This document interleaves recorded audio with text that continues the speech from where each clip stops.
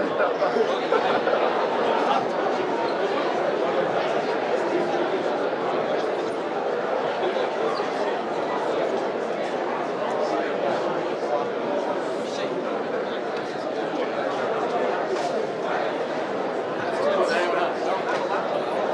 are many softwares.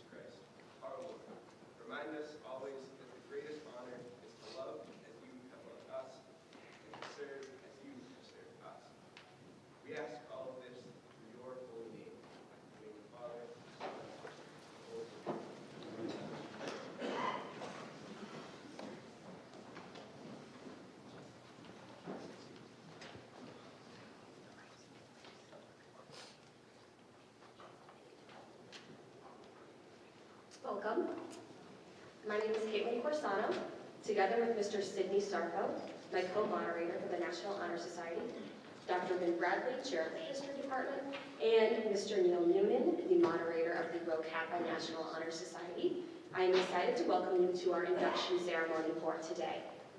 Before we begin, I would like to take the opportunity to thank the people who made this event possible.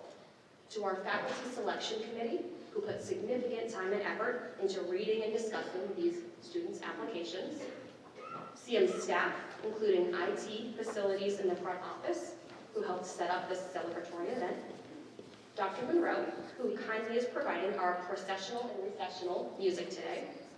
And the students and families of the young men being honored this morning. The 102 men facing you this morning represent a commitment to excellence. They dedicate themselves to their studies, to their leadership, to their service, and to becoming men of character. They are here today to celebrate excellence as role models for us all. This morning, we will hear 4 National Honor Society volunteers talk about their experiences with the 4 pillars of the organization: leadership, service, scholarship, and character. They are sharing their own definitions and stories about their 4 pillars with you today because they felt it was important. I hope you find their words inspiring and thought-provoking. After they speak, each member will light a candle below. These candles represent the 4 pillars of the NHS, and when all 4 are lit, we will be ready to formally induct our newest members. Matt, please come forward and introduce our first speaker.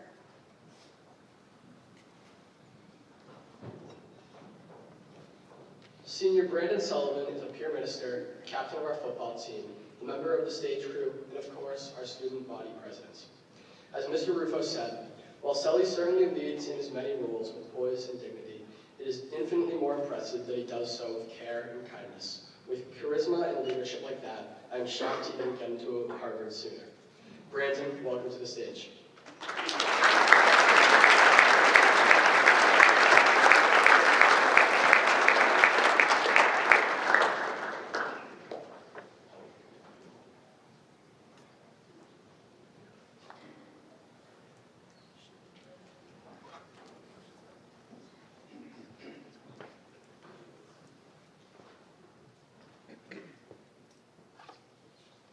Good morning. Good morning.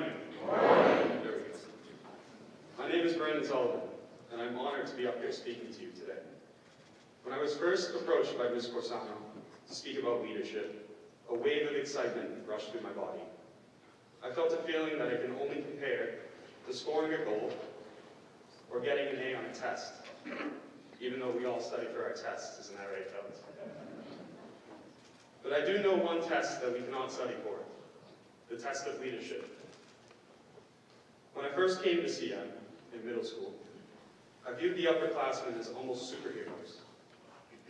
They were Catholic Conference All-Stars, Gatorade Players of the Year, and All-Americans. My interactions with them in the hallways meant the world to me. I wanted to be like them. I wanted to be a leader. But how could I become like them? To answer this question, I want us to pause for a moment and reflect on this quote by Donald McGannon. Leadership is not an action. It is a position. Leadership is an action, not a position. But what does he mean by this? He means that a leader is defined by his actions. A leader develops his leadership skills through hard work that sometimes goes unnoticed. When I was a young kid, I would always hear the saying, hard work pays off. During that time, I did not think anything of it. But now I completely understand. When you maximize your opportunities within your community, you can mold yourself into a leader. When I first got to CM, I only wanted to play football. Football was my life. I didn't discover my true interests until I was exposed to the range of extracurriculars CM has to offer. Now, as an upperclassman, I'm the student body president, captain of the football team, peer minister, NHS member, and most importantly, a leader. Leaders are not born overnight. They take time to grow. So, the upperclassmen that I looked up to in middle school weren't superheroes. They were normal kids who were molded into leaders. But what does a leader actually do? James Buchanan says, the test of leadership is not to put greatness into humanity, but to elicit it, for greatness is already there. The leader brings the best out of others. In this case, our community brings the best out in us. The brotherhood makes us work harder to be our best selves on the field, in the classroom, and on the stage. The many banners over our head verify the strength of our community and brotherhood. Leaders bring the best out in us, and when there's a community full of young leaders, great things happen. I would now like to turn our attention to the great leaders of our community beside me. These young men work hard to achieve their goals, not only in academics, but also in life. Their work ethic and determination to succeed is what I admire the most about them. I'm excited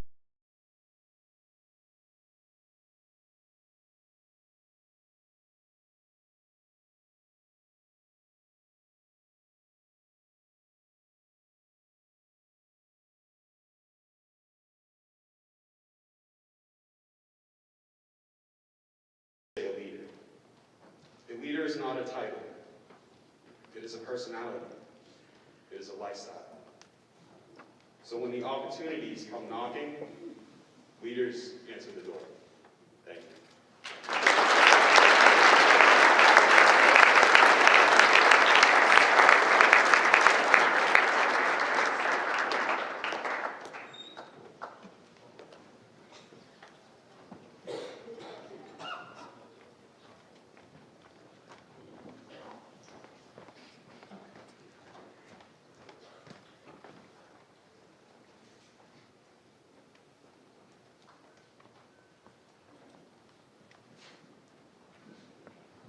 Junior Chris Helm is a peer minister, a varsity swimmer, and part of the team restarting CMTV.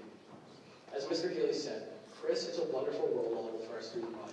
His participation in CM's Racing Peru trip last week over February break is just the latest example of his exhibiting an openness to new experiences, an effort to grow in brotherhood, and a desire to lead through service. Chris, welcome to the stage.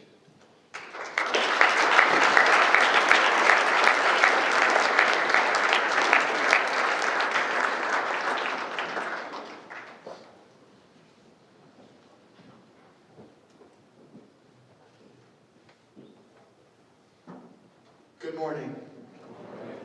In 1957, Catholic Memorial opened its doors to 254 students. In that same year, President Eisenhower gave his second inaugural address in a time when the world was challenged by imperialism and conflict, stating, "Whatever America hopes to bring to pass must first come to pass in the hearts of America." Eisenhower believed people should serve their country, the rest of the world, and each other. We are faced with the same challenges today. Good morning. My name is Christopher Helm, and I am here to speak to you today on service. I'd like to quickly introduce myself. I'm a junior here at CM. Some of you might know me from peer ministry, scholars, speech, swimming, CMTV, robotics, or just by simply passing by me in the hallways. Whether scaling a 200-foot cliff carved out by a glacier or serving impoverished rural communities, I constantly challenge myself to create unforgettable experiences that ultimately define who I am. Through my 5 years here at CM, I have developed a passion for volunteering in underserved communities. For the last 2 summers, I have volunteered on service trips with my local parish to Southwest Virginia and Central West Virginia, which were coordinated by the Appalachia Service Project. While participating in this program, I learned many eye-opening facts about these areas.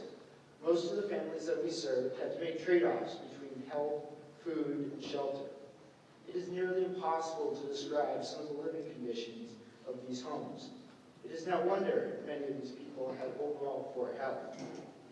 On my most recent trip, I worked with a team on a structurally unsafe home with an ad hoc combination of portions of 3 different trailer homes.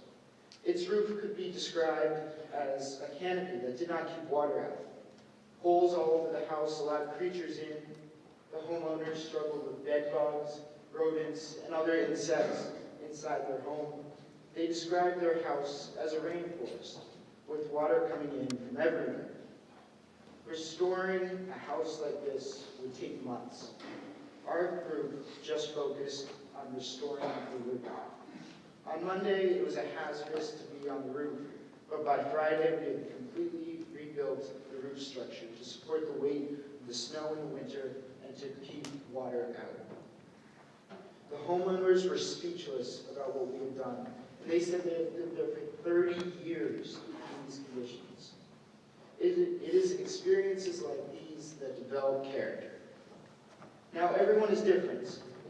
My parents described me as born with a passion for helping. I am here to tell you that service takes to all forms. You do not need to travel far to an underserved area. Service could be as simple as watching your siblings while your parents are out, or helping support a struggling classmate. Service is a dedication and commitment to helping others achieve a better life and attain higher standards. You do not need to be a volunteer at a big organization to be able to say you are serving your community. One of my favorite quotes is, if you want to change the world, start off by making your bed. Pursuing service is not about the grand gestures or the impact size.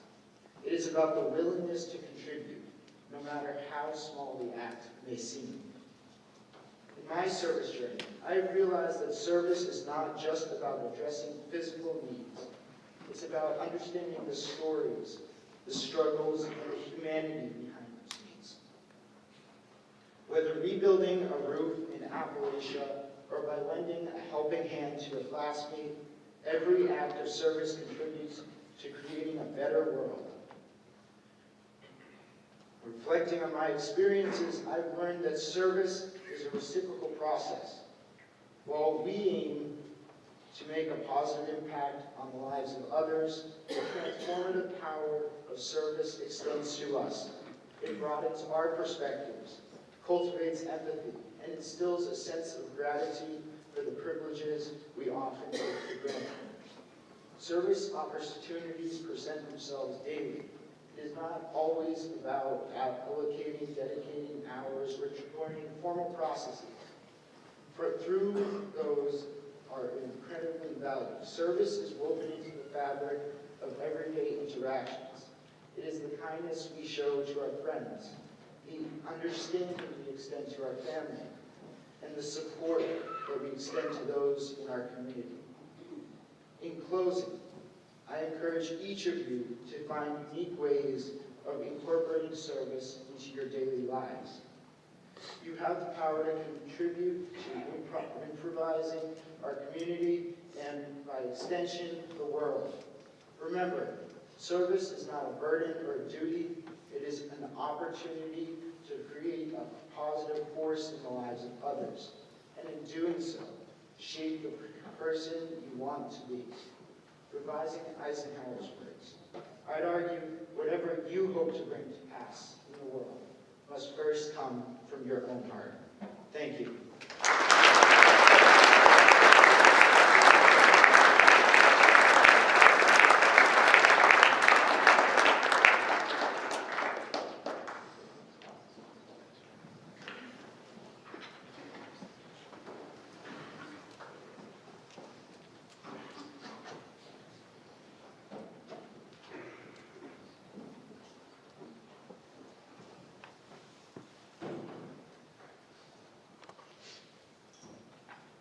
Senior Sam Gaunter is a speech and debate captain, a varsity baseball player, and a member of the Scholars Program. As Dr. Bradley wrote, Sam Gaunter possesses a fine intellect, strong work ethic, excellent public speaking skills, and graceful writing style. Sam is the epitome of an accomplished humanities student. Sam, welcome to the stage.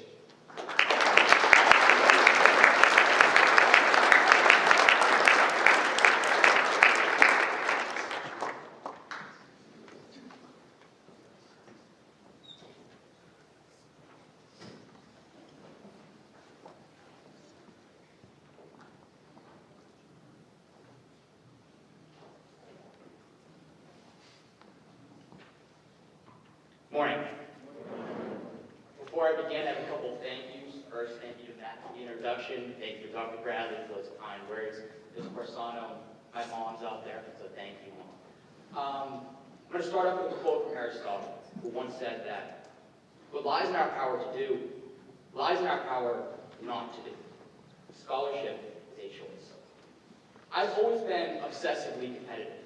I first recognized it in Little League Baseball when my undefeated season ended in defeat, tears, and a runner-up trophy. But I never really understood how competitive I was until I reached middle school, when, for the first time, I could track my grades online. I quickly found out that I was a bad student. Here's the weird thing, though. The grades themselves didn't really bother me.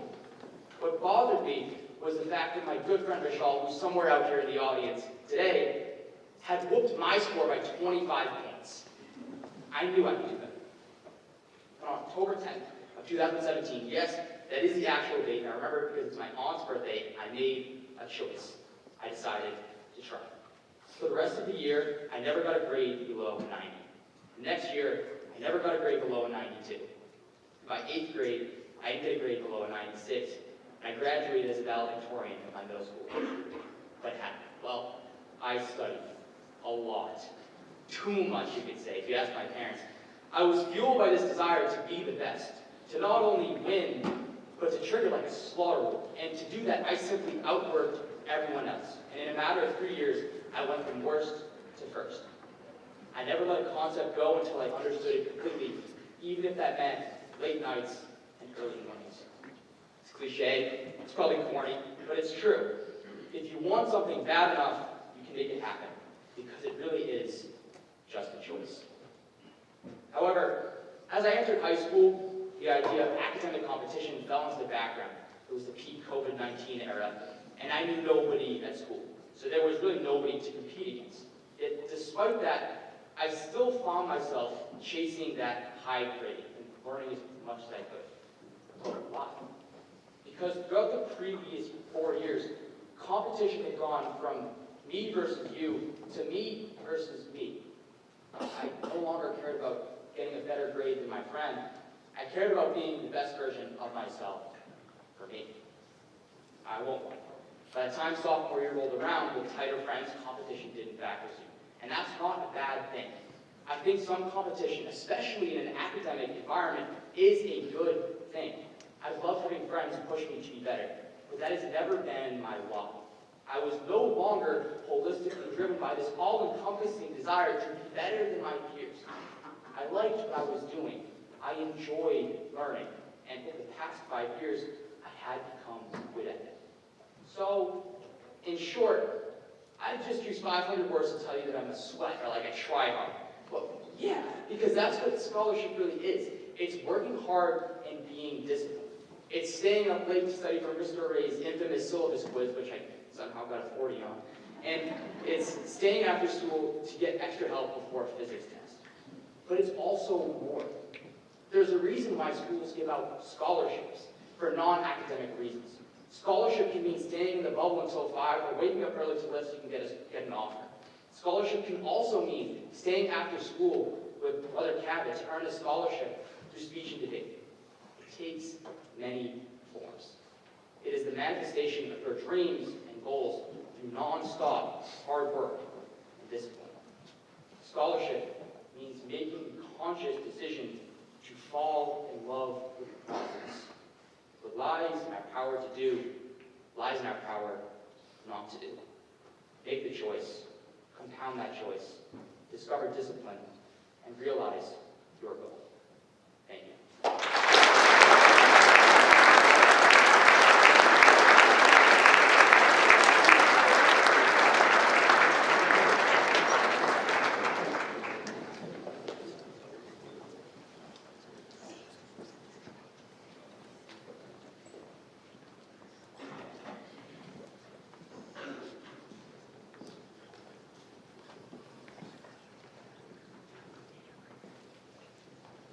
Senior Daniel Keefe is a peer minister, a member of our varsity football and rugby teams, and our student body vice president. As Mr. Kennedy said, Daniel is a gentle giant and the embodiment of loyalty. He is a true leader of men and a shining example of what it means to be a man of character in the CMA. Daniel, welcome to the stage.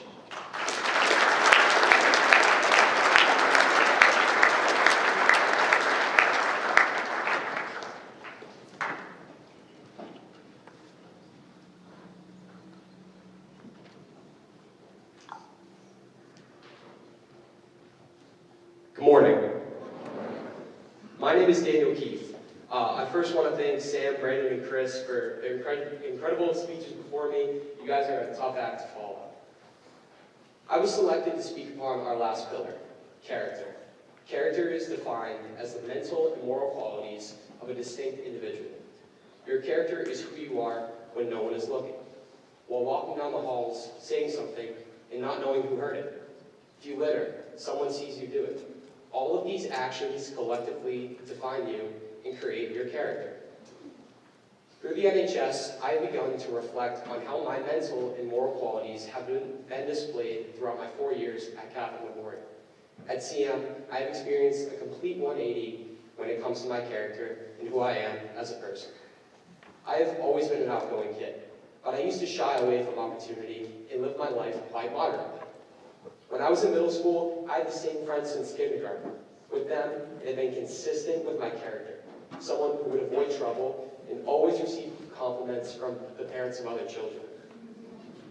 But if there were chances to integrate myself with a new program or community, I would pass on the opportunity and avoid change. Relatively everything had been the same since I was a toddler, so change became something I was frightened of. Coming from a public middle school, an all-boys environment felt much different. I believed that changing schools would be hard and frightening, but it would bring a new atmosphere where I could then immerse myself with newer opportunities. When I came to CM, it got easier. I tried to integrate myself into new groups I would normally not, and as I did, I enjoyed it, and it became fun. Freshman year had gone better than I had expected. I had met new people, became new friends, and tried new things. But come sophomore year, I had gone through a tough period in my life. Outside of school, involving a lot of change and adversity, which I needed to overcome.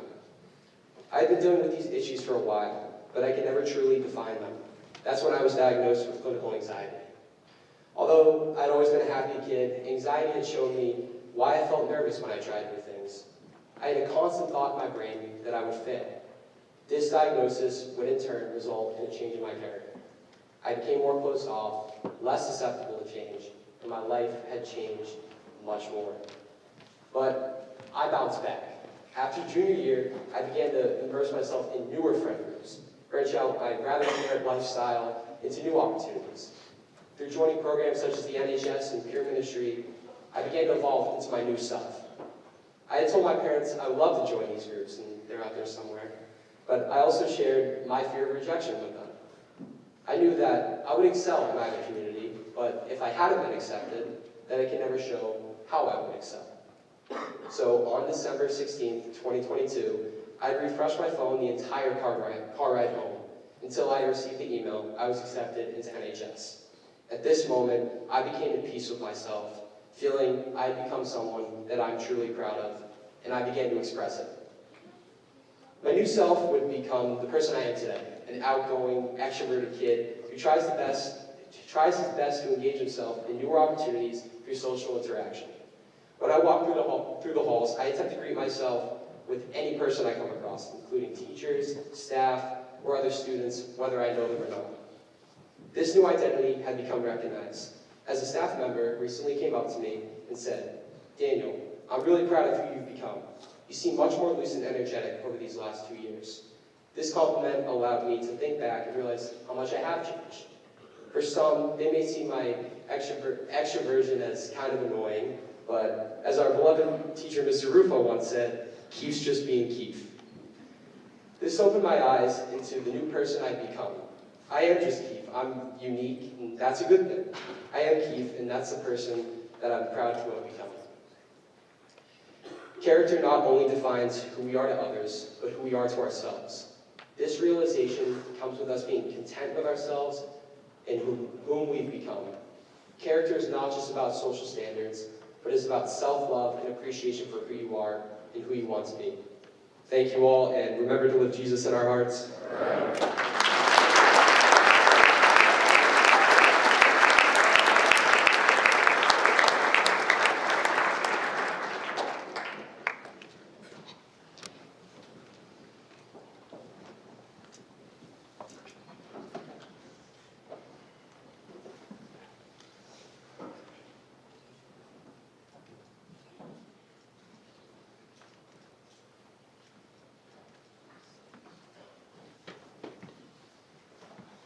The National Honor Society's symbol is a torch, which represents the eternal light of truth. At this time, all National Honor Society members light a candle, passing the flame from one member to another. In doing so, the members symbolically show their own commitment to the pillars of the National Honor Society, and their commitment to supporting each other in their search for the eternal light of truth. I will ask NHS Vice President Owen Galvin and NHS Secretary Declan Smith to please begin the candle lighting.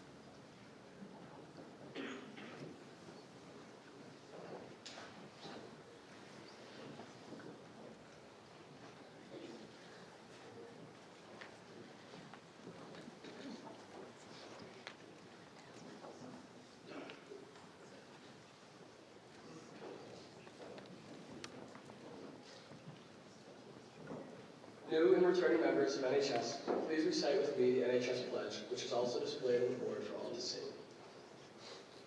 I pledge myself always to seek the truth, to hold scholarly habits, to engage in worthy service, and lead the Lord in all things. I shall advance the goals of Catholic reform. Congratulations, members. You may now join the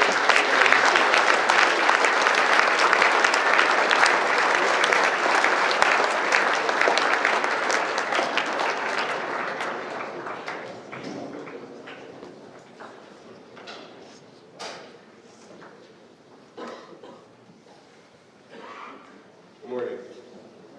My name is Owen Galvin, and I am the Vice President of the National Honor Society here at CM. It is with great pleasure that I ask the following juniors and seniors to come forward to receive their certificate as a symbol of their commitment to the ideals of the NHS. Now, would Principal O'Brien and Mrs. Corsano please step forward to help with the distribution of certificates. Students and parents, please withhold your applause until all of the students have received recognition. Then, collectively, we will all applaud our new members. Our new senior members, Nathan Kaufman, Jack O'Connor, Declan Scandy. Our new junior members, Jack Bailey, Jack Berry, Mateo Benson, Gus Bernard, Greg Boyle, Johnny Burns, Gavin Carey, Jonathan Shelley, Gavin Church, Ryan Coughlin, Griffin Conley, Jack Davey, Sean Dabbick, Rudy DeMeo, Carson Yutze, Luke Gagnon, Kazuki Good, Thomas Grady, Jack Green, Smith Hampton, Michael Haggerty, Chris Helland, John Holland, Graham Horowitz, Jack Judge, Ethan Konarski, James Larinaga, Morgan Lenahan, Owen Levesque, Ryan Littlefield, Sean Lyons, Paul Mahoney, Drew McCarthy, Danny McNulty, Sam Militich, Julian Miner, Brendan McCurgy, Daniel Norton, Sean O'Connell, Ben Pepin, Jason Rayner, Cameron Sweet, Isaac Sidnor, Mark Tierney, David Timpson, Tatum Walker, Zachary Viana, Jonathan Visser.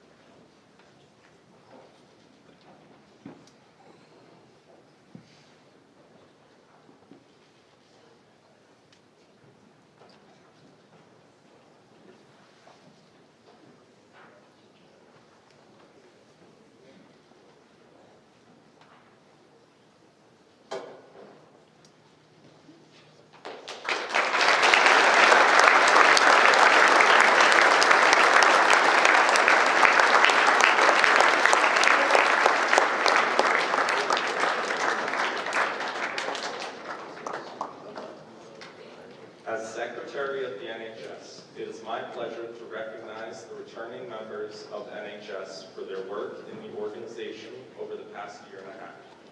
When I call your name, please stand at your seat. Would the audience please refrain from clapping until all names are called? Patrick Blomberg, Christopher Bensel, Zachary Brown, Cole Bulger, Adrian Casso, Michael Clinton, Gus Colling, Trevor Dolson, Trevor Doyle, Patrick Duffy, Timothy Elrod, Mario Evangeli, Daniel Gaffney, Owen Galvin, Samuel Gonzer, Mather Graham, Jordan Gurman, Brandon Hashi, Ryan Higgins, Isaiah John Finn, Brendan Jolly, Daniel Keith, Aiden Kelly,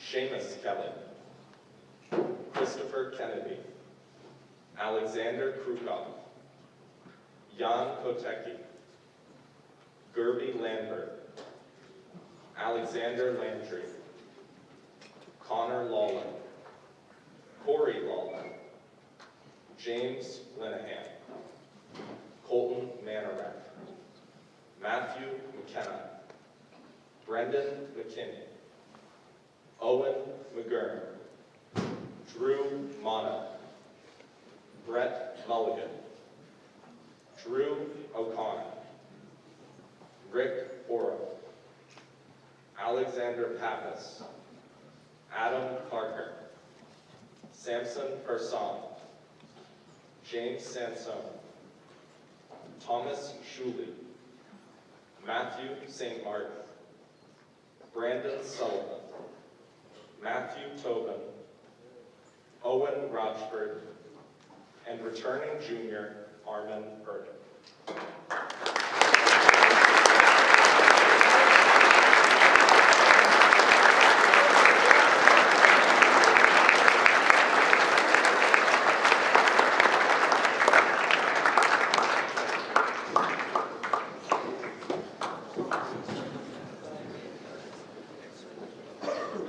Now that we have inducted our newest members to the National Honor Society, I would like to introduce the moderator of the Road Kaplan National Social Studies Honor Society, Mr. Neil Newman, to begin the induction.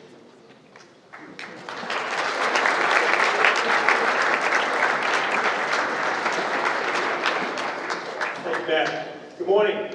Today we will induct current juniors and seniors into the Brother Jeffrey Ox Road Kappa National Honor Society. The Road Kappa National Honor Society recognizes excellence in and promotes interest in the field of social studies. We have named a chapter here at CM after Brother Jeffrey Ox, who, in addition to being a Christian brother, was a very inspirational and outstanding social studies teacher. Tragically passed away 12 years ago. Induction into Road Kappa requires membership in the NHS, as well as an overall average of 90 or above in all their social studies classes, freshman through junior years, in addition to a rigorous application process. I will now read the names of the current seniors. I would ask that they please stand as the name is being read and remain standing until all 24 names are read. I would ask the parents and the other students to hold off on applause until the 24th name is read. Patrick Blomberg, Christopher Bensel, Cole Bulger, Augustus Collin, Trevor Doyle, Patrick Duffy, Timothy Elrod, Daniel Gaffney, Samuel Gonzer, Mather Graham, Jordan Gurme, Brandon Hashi, Brendan Jolly, Seamus Kelly, Alexander Krukov, Alexander Landry, Owen McGurran, Brendan McKinney, Rick Orup, Alexander Pappas, Samson Person, Owen Rochford, and Thomas Shuley. Let's give them a round of applause.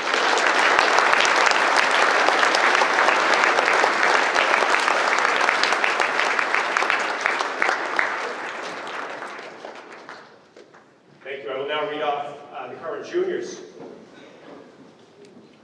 Same drill, guys. Just stand as your name is read off. Hold off on all applause until afterwards. Jack Bailey, Augustus Bernard, Jonathan Chelly, Gavin Carey, Ryan Coughlin, Jack Daly, Rudy DeMeo, Luke Gagnon, Kazuki Good, Thomas Grady, Smith Hampton, Michael Haggerty, Christopher Helm, Jack Holland, Graham Horowitz, Jack Judge, Ethan Kanaski, James Larinaga, Morgan Lenahan, Sean Lyons, Paul Mahoney, Andrew McCarthy, Sam Militich, Brendan Mukherjee, Sean O'Connell, Cameron Sweet, Isaac Sidnor, and Mark Tierney. Let's give these knights a round of applause.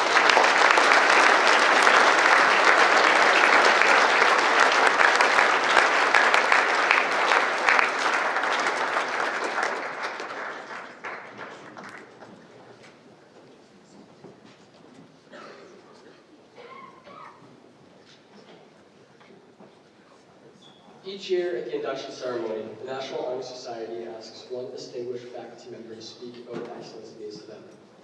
This year, the NHS is excited to welcome our new NHS co-moderator, Mr. Sidney Sarfo. Mr. Sarfo is a Catholic Memorial alum from the class of 2016.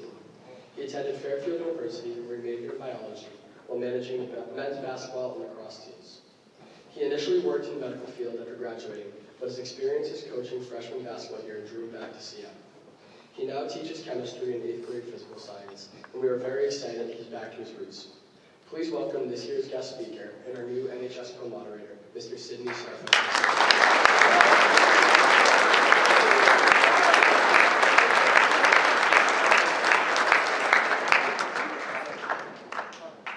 Good morning, everyone. I'm extremely honored to get the chance to speak with all of you today at this induction ceremony. If you are unfamiliar with who I am, my name is Mr. Sidney Sarfo, and I'm one of the co-moderators of the National Honor Society. I've been tasked today with speaking with you all about the idea of excellence and what it means to me. Excellence is defined as the quality of being outstanding or extremely good at something. While that definition is accurate, I don't think it applies to me, and I'll explain why by telling you about my passion, coaching. I've been a coach at CM for the past 3 years, helping with basketball, lacrosse, and even soccer teams. I always enjoyed coaching because it gave me an opportunity to give back to the community that has been so supportive of me. However, last spring, I discovered my passion for coaching. During that season, I had the privilege of coaching both JV and varsity teams, varsity lacrosse teams. This was a significant commitment as I had to coach during both teams' practices and games. And I must admit that keeping track of both teams, their varying skill levels, and individual personalities was not easy. I made a lot of mistakes during that season, just like everyone else in this gym. Some of these mistakes I discussed with my colleagues on the staff, while others I talked about with the players, and a few I kept to myself because of the high standard I set for myself. However, one thing remained constant, that regardless of whatever mistakes I made, I always tried to be a better version of myself every day, especially the next day. The reason I don't agree with the straightforward definition I mentioned earlier is because it doesn't acknowledge the failures, setbacks, and mistakes one is made to get to that point of being excellent. To me, excellence is understanding that you need to enjoy, or at least value, the process more than the goal, or at least the end goal, excuse me. Excellence is knowing that you can always keep progressing, regardless of your knowledge or skill level. As a coach, I strive to be a professional, but I listen and constantly seek information from others like a novice. Each practice or game I attended, whether for basketball, lacrosse, or soccer, I wanted to improve my own aptitude as a coach just as much as improve the skill level and IQ of my players. I've been fortunate enough to learn from some of the best coaches, such as Coach Tobin, Coach Higgins, Coach St. Martin, Coach Powers, Coach McCallum, Coach Winkler, Coach Twitty, and many more that I could go on for. Those guys, whether they knew it or not, helped me progress on that journey of achieving excellence. I want the individuals in this gym, particularly the young men we are celebrating today for their accomplishments, to understand that this recognition is not the end of their journey. Last spring, I was awarded the Catholic Conference Assistant Coach of the Year for lacrosse. And as emotional as I was about receiving that honor as validation for all my hard work, I was more concerned about what I could do to improve myself in the program in the future, especially since we had a playoff game coming up. That mindset to me is what defines excellence. So gentlemen, I hope you use this recognition as fuel to keep working hard every day and focus on that pursuit. That decision is a true mark of excellence. The accolades will follow soon after. Retired seven-time Super Bowl quarterback Tom Brady was once asked, "What's your favorite Super Bowl?" He replied, "The next one." With that being said, congratulations to all our new and current NHS members on this achievement. But remember, boys, go get the next one. Thank you.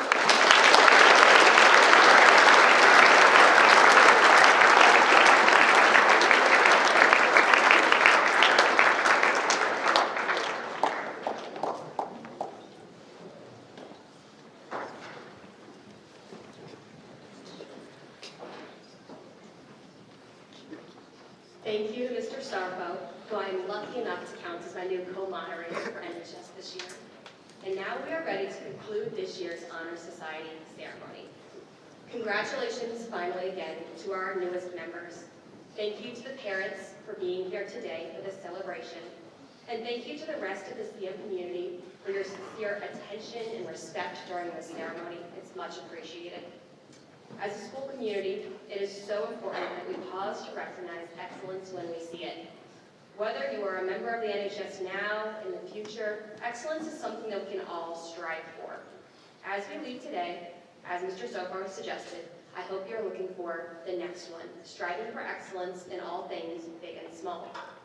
In just a moment, the NHS members will process out the front of the gym, and then the rest of the student body will wait to be dismissed by Principal O'Brien.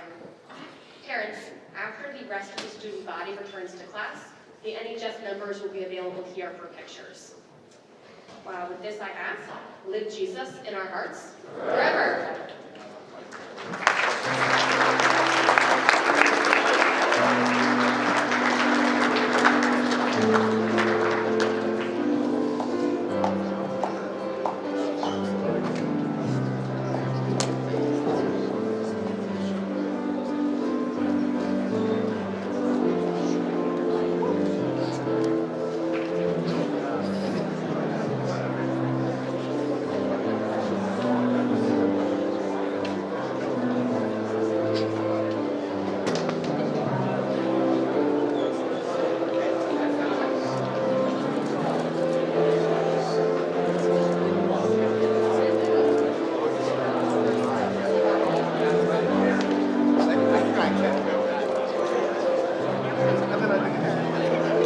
Like,